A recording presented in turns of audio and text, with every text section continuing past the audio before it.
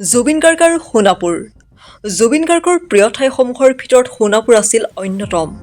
সোণাপুৰ ভাল পোৱা মানুহজন সোণাপুৰতেই থাকিল। আজিৰ পৰা 11 বছৰৰ আগতে জিৰণি লোৱা এই ঠাইখিনিতেই জুবিন গাৰ্গ এতিয়া চিৰনিদ্ৰাত।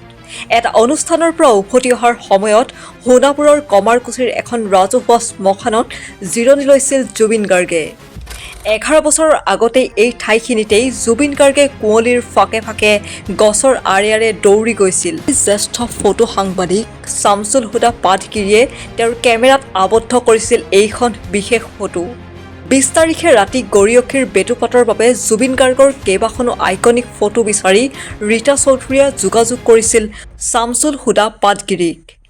সেই সময়তে তেওঁ ৰীতা চৌধুৰীলৈ পঠাইছিল আন 3খন ফটোৰ সৈতে এইখন ফটো।